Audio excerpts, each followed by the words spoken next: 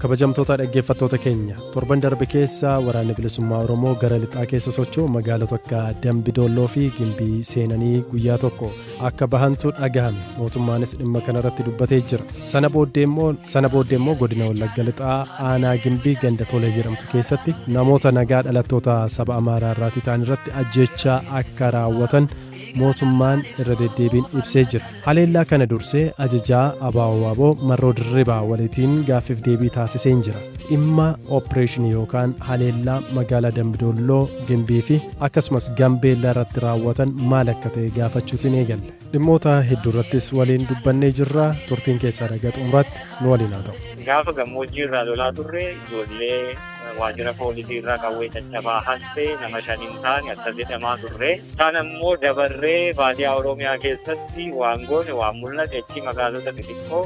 Amma inni kuni qabsoon bilisummaa Oromoo, waraana bilisummaa Oromoo fi adda bilisummaa Oromoo ABO WBO kan hooggansi siyaasaa hooggansi waraanaa isaati walumaa galatti wal simee dirreerraa gaggeeffamu sadarkaa itti mootummaan kun balleessine injiranii to'anne jedhamee sobamu sana darbeetu amma waan fuulduratti qophaahamaa jiru irraa xiqqooshee shaakalliif waan argisiisnedha.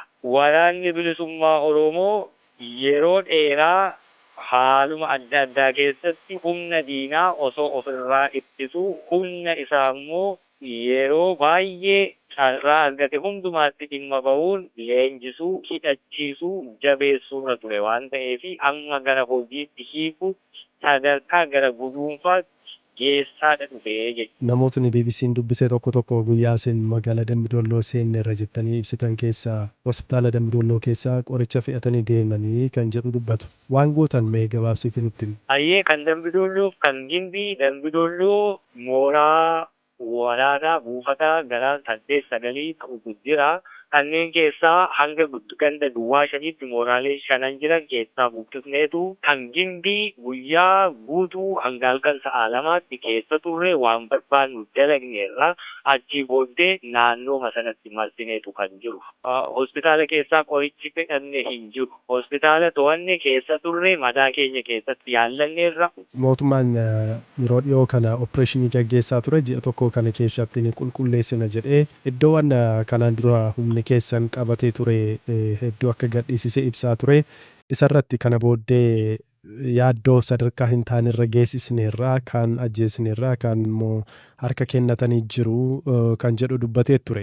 Waraana bilisummaa Oromoo kumaatamaan ajjeesne kumaatamaan immoo boojine. Kanaaf waraanni bilisummaa Oromoo Oromiyaa keessatti bakkoota qabate tokkoyyuu harkaa hin qabu. Kana booddees rakkoo ta'uu hin danda'u kan jedhu ibsa bakka adda addaatti kennaa ture, argaa turte jedhee yaada. Sanarra darbee immoo uummanni bahee waraana bilisummaa Oromoo sakatta'ee ofirraa balleesseera. Waa'ee waraana bilisummaa Oromoo yoomuu tilmaamuu kan hin dandeenye isa kanaa jechuudha. Warra soba akkasii oomishu, kijiba akkasii tarreessu, burjaajii akkasiin otoo beekuu of sobaa nama sobaa addunyaa kana sobuu barbaadu isaan itti xumura gochuutti sadarkaatti tarkaanfate irra dhagga'e malee kumaatamaan booji'amee kumaatamaan du'ee taanaan wanti kumaatamaan immoo magaalaa gurguddaa keessatti lolu waraana eenyuu ture. Soba akkasiiti saaxiluutti jirra. Sobni kun immoo soba hanbiraa dabaluutiin miti kan nuti saaxillu. Lafa irratti qabatamaan jiraachuu keenya argisiisnee kumaatamaan jiraachuu, kumaatamaan hidhachuu, humna mootummaa sanaa walgitu, kan walgiturra immoo darbee humna mootummaa sanaa injifachuu danda'u qabaachuutiin lola sana kan gaggeessine. Magaalota qabatanii guyyaa tokko booddee dhiisanii bahuu yookaan torbee tokko booddee dhiisanii bahuun faayidaa akkamii qabaata? Seenanii bahuu yoo ta'e miidhaa malee bu'aa maal qabaata jedhanii kan kaasan ni jiru. Tibbanas fakkeenyaaf magaalaa Dambidolloo akka humni keessan guyyaa tokko qabatee ture quba qabna. Akkasumas naannoo Gimbiirraa odeeffannoo akkasii ture. Gambeellallee guyyaa tokkoof akka seenameeru quba ni qabna. Inni kun kaayyoonsaa akkamii? Immoo yeroo akkasii miidhaatu jiraata kan jetteefi osoo lolli miidhaa hin qabaati. Namni rooba keessa dhaabbatee bokkaan si tortorseeraa jettee gaafachuun suni gowwummaa ta'a jechuun nama rooba keessa deemu. Wareegama qabaa, buqqaatii qabaa, gubannaa qaba. Akkaataa kanaan adeema. Kaayyoon ABO WBO jecha gabaabaatiin haa ibsamu yoo jedhani isin akka ajajaa olaanaatti maal jettanii ibsitu? Mul'ati isaa, kaayyoon isaa, galiin isaa ummata Oromoo bilisa bahe, ummata Oromoo gaafa bilisa bahe immoo dhiibbaan siyaasaa, dhiibbaan waraanaa humni tokkoyyuu mala malteen tokkoyyuu osoo irra hin jiraatiin mirga hiree murteeffannaa Oromiyaa bilisa taate, walaba taate, birmada taate ijaarrachuu barbaadu lakkii Itoophiyaa keessatti sabaaf sablammoota biyyittii wajjin wal qixa taanee namummaan, aadaan, seenaan, siyaasaan waan nu malu arganne waliin jiraachuu sana mirga hiree murteeffannaa saba Oromoo dhugoomsu. Mirgi kun kan inni dhugoomu garuu har'a afaan qawwee jalatti osoo hin taane saba bilisa bahe waan barbaadu beeku, barsiifanne, waan qabsoofnee fi itti himne sabni barate kun dhiibbaa kamuu jalaa bilisa ta'e ofii isaa murteeffate Oromiyaa walabaa ijaarrate yoo ta'e sana nuti immoo kabachiisu tiksuu fi sanaafis wareegamne. Yoommoo Itoophiyaa keessatti dhiitamuun hafee, tuffatamuun hafee, cunqurfamuu, ari'atamuu, buqqa'uu, ajjeefamuun hidhamuun hafee akka saba Itoophiyaa tokkotti saboota kaan waliin wal qixa jiraachuun mirkanaa'ee fi mirkanaa'uusaa immoo sabni kun mirkaneeffatee naa ta'a jedhee dhiibbaa tokkoon alatti murteeffate sana kabajuufi. Hayyee namoota siyaasaa hedduu dabalatee yaadota ati amma kaastee kana afaan qawwee malee karaa nagaa mariitiin milkeessuun dhugoomsuun ni danda'ama jedhanii kan amanan ni jiru. Karaa nagaa mariidhaatiin Oromoota Oromiyaa keessatti yookaan Itoophiyaa keessatti kabajamaniif bilisa ta'an ijaaruun danda'ama. Waraanni miidhaa malee bu'aa fiduu hin qabu kanneen jedhan ni jiru. Kaayyoo kana karaa nagaa dhugoomsuun hin danda'amu ture ammoo waan sanarra darbee miidhaa akkamitu dhaqqabaa jira? Maaliif itti cimtanii karaa waraanaa deemuuf filattan? Siyaasa biyyittii impaayera Itoophiyaa kana afaan qawween cafakamtee saboota fedhii malee walitti fiddee ijaarte kana keessatti karaan nagaa hanga gaala guddaa sana qaawwa lilmee keessaa hulluuqsisuuti ulfaata. Osoo jiraatee namni dhiiga dhangala'uu fedhus dhiiga namaa dhangalaasuu fedhus hin jiru. Daandii kanarratti, daandii nagaa filachuu kanarratti waan arganne hedduu, waan guduunfanne hedduu dhabneerraa nu jalaa hiikkateera. Keessaa kan 2018 addi bilisummaa Oromoo nagaatti amanee nagaaf bakka kennee mootummaa abbaa irree bara 40 sanaa ol wal waraanaa turellee amanee qawwee irraa hiikee ijoollee isaa gammoojjii Eertiraa keessaa fuudhee galchee ijoolleen sun bittinnooftee hoogganni isaa gariin hidhamee gariin socho'uu dadhabee gariin immoo achumattuu mootummaan shira mala maltee irratti hojjetee gargar fottoksee wal irratti duulchise nagaan biyya kana keessatti karaa nagaa argamu dhibe kana caalaa fakkeenyi hin jiru. Kanaafiyyuu waan barbaaddu argachuuf warri si gabroomse akkaataatti si gabroomseen itti dhiyaachuun dirqama taati. Ministeerri Muummee Abiy Ahmed filannoodhaan kan isaan amma aangoo qabatanii jiran. Uummatni kun bulchiinsa isaanii jalatti maal dhabee bilisan baane jettanii amantu? Addi bilisummaa Oromoo yeroo kamuu caalaa kan inni amantaa irratti gatee mootummoota abbootii irree aangoo barcuma siyaasaa Itoophiyaa kana keessatti qabataa turan irraa addatti kan inni guutummaan guutuun itti of kennee galee mootummaa Abiy Ahmediin durfamu kana jalatti. Ganiinsi hamduunis ganiinsa keessaayyuu ganiinsa takka akka bayyanachuu hin dandeenyee fi addi bilisummaa Oromoo qabsoo bilisummaa Oromoo keessatti abbaa ta'ee ija Oromoo bane qaroo Oromoo bane jaaminsa hambise saba kana aadaa seenaa afaan biyya hiree isaa deebisuu keessatti qabsoo booda guddaa qabu ka xiqqeeffame ka tuffatamee fi ka akka hamtuutti diigame seenaa qofaan illee akka baratamu seenaatiinuu baratamuun yakka ta'uullee sadarkaatti danda'u akka badutti kan itti malan inni miilanaa kuni isa kan durii caalaayyuu hammaata. Namatti garuu nagaa fakkaata.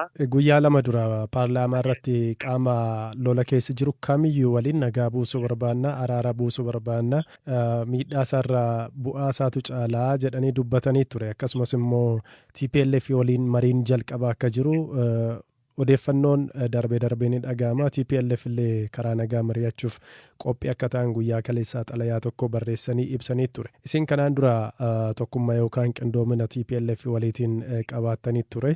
Tarii kallattii kanaatiin waamichi yoo isiniif taasifame akkuma TPLF gara marii nagaatti dhufuudhaaf dhaabni keessan maal jedha? Akkanumaan qawwee hiikkadhuu galiitiin nagaan biyya kana keessatti bu'u hin jiru.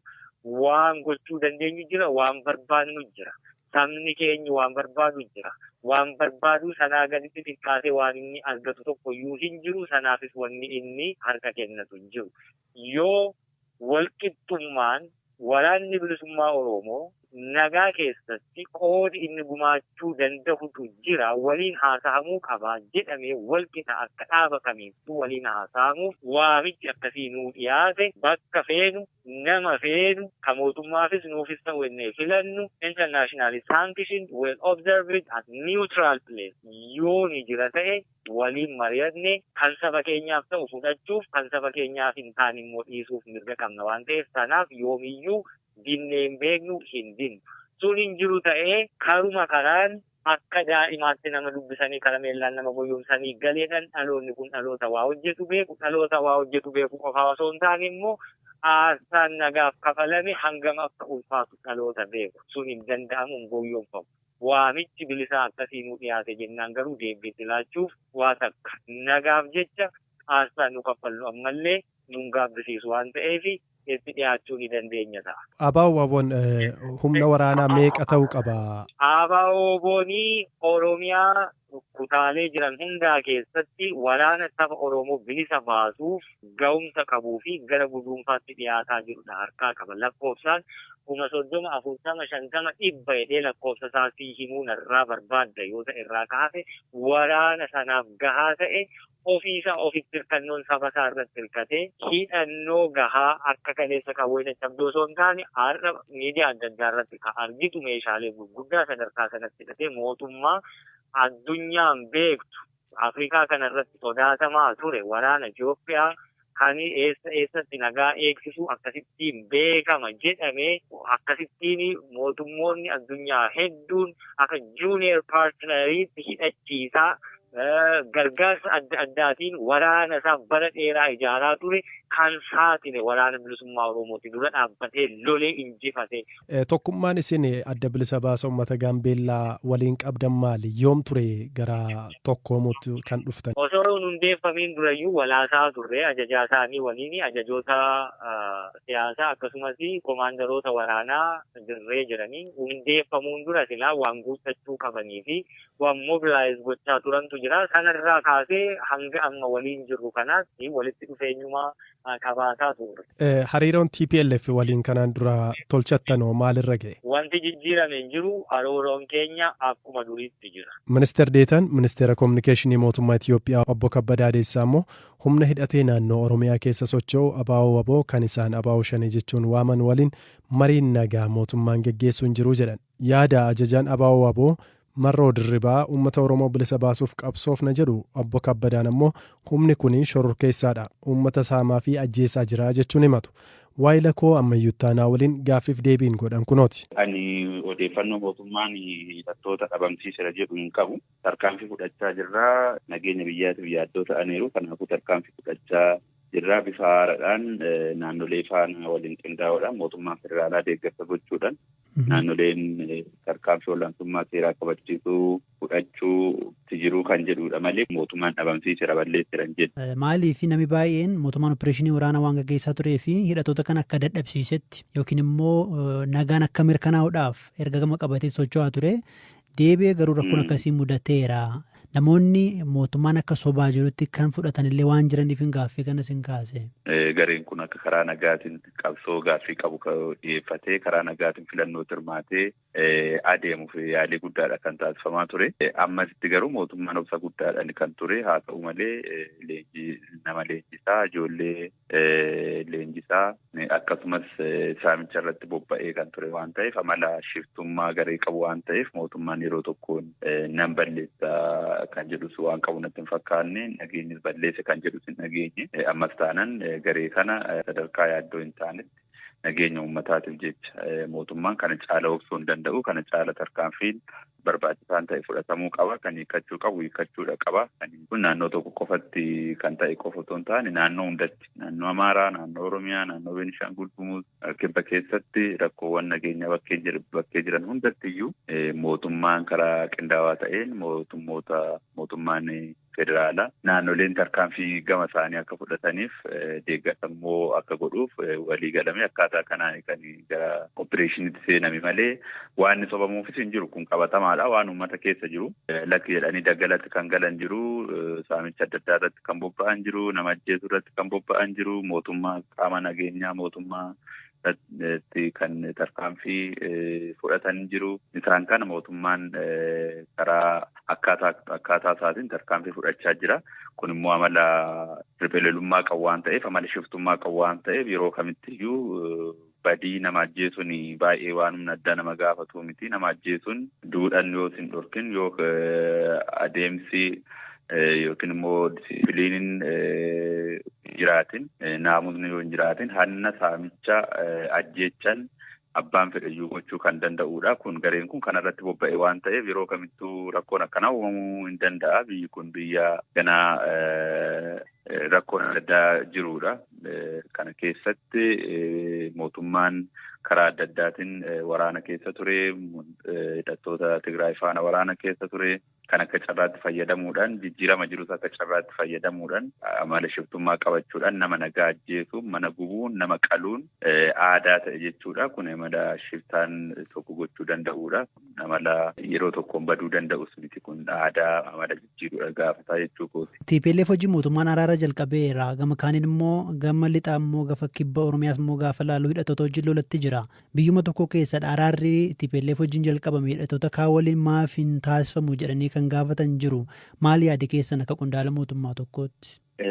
Mootummaan akka qajeeltotti akka pirinsipiliitti qaama kan faana iyyuu waraana hin barbaadu. Ani waliigaltee gochaa jira kan jedhu nageenyi sumarraa amma dhaga'uu kooti akka mootummaatti waliigalteen dhoksaadhaan gaggeeffamu hin jiru. Waliigalteen yookaan barbaachisu ta'ee nageenya buusuudhaaf dursa guddaadha qaba mootummaan. Nageenya hin buusa qaama kan faana iyyuu qaama karaa nagaan socho'a jedhu yeroo kamitti iyyuu banaadha karaan nagaati.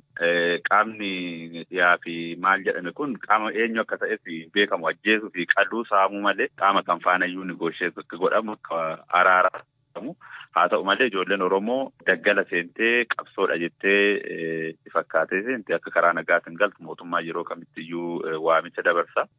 Humni kun dhugaatti humna Oromooti yoo ta'e Oromoon sirna kam keessattiyyuu cunqursaa akkanaa badiin akkanaa Oromoo irra ga'ee hin beeku, qaaniin akkanaa Oromoo mudatee hin beeku, waan safuu Oromoo keessa hin jirre, waan dhaabbileen shororkeessitootaallee gocha godhanii hin beekne. Alshabaa fi ISIS'n illee ilma namaa fuula hidheet karaa duubatiin qalaa kun ilma namaa akka walatti fuulduratti ciibsanii qalu. Kun aadaa Oromootiif waan boru seenaa keessatti keessaan baane kan ta'aa jiru. Ijoolleen Oromoo qabsootti fakkaatee gocha akkanaa keessatti hirmaattu karaa nagaatiin galtee gaaffii Oromoodhaa yoomiyyuu kan deebi'ee kan dhumata ejjennoo jedhu qabnu akka mootummaattis. Yoomiyyuu gaaffiin hin jiraata. Gaaffiin adda addaa jiraachuu danda'a. Kana karaa nagaatiin akka dhiyeeffatan mootummaa yeroo kamittiyyuu waamicha dabarsa. Kanarraan kan hafe qaamni waliigaltee akka biyyaatti yookiin akka garee wayiitti taa'amaa jirus hin jiru. Waliigalteen mootummaan fuulduratti marii biyyoolessaa kan gaggeessu jira. Kana keessatti akkaataa komishiiniin marii biyyoolessaa kana gaggeessu lafa kaa'uun qaamni dhimmi ilaallatu kan hirmaatu ta'a. Garuu immoo gaaffii jalqaba uummata tiksuu qaba mootummaan jette sana waraana gaggeessuu miti badii guddaatu uummata irra gahaa jiraan. Uummanni keenya qotachaa hin jiru. Uummanni parsantiin gara lixaa jiru kun guddaan buna isaa guurrachaa hin jiru, qotachaa hin jiru, karaa deemaa hin jiru, gubuudhaa, saamuudhaa, horiirraa qaluudha. Kanaaf mootummaan nageenya buusuudhaaf fedhii guddaa qaba. Qaama immoo uummata irratti akkana roorrisu kana dhaabbatee ilaaluu waan hin danda'amneef malee waraanatti galuu filateetii miti jechuu kooti. Kanaaf akkasiin irraa hubadheetti qaami waliin taa'anii mari'atan hin jiru. Ijoolleen garuu bosonaa ba'anii karaa nagaadhaan akka qabsaa'aniif immoo waamicha taasifnaadha. Akkasii yaadi keessan? Akkasi kun qaamni nama ajjeesu kun nama ajjeesuu dhiisee uummata isaa ajjeesuu dhiisee saamuu dhiisee karaa nagaadhaan qaama jalatti hiriirutti qaama jalatti hiriirutti abaa'oo shanee kan jedhamu shororkeessaadhaan himatameeti kan jiru. Akkasuma ta'ee ijoolleen gareen kun garee TPLF faana socho'uudha. Garee qaamota diinaa biyya kanaa ta'an faana socho'uudha. Garee akkasii kana faana diriiriin taasifamee hin jiru. Garuu ijoolleen Oromoo karaa kana dogoggoraan keessa seenan karaa yeroo kamittiyyuu galanii qabsoo isaanii karaa nagaa akka godhan mootummaan waamicha yeroo hundayyuu waamicha dabarsa. Qaamni mootummaa waraanu kamuu fudhataman qabu waan ta'eef qaamni kamuu mootummaa kan waraanu hidhatee kan waraanu qawwee hidhatee kan socho'u mootummaa qofa biyya kam keessattiyyuu kan jiru waan ta'eef qaamni kanatti hirmaate galee akka karaa nagaatiin qabsaa'u waamicha dabarsa mootummaani.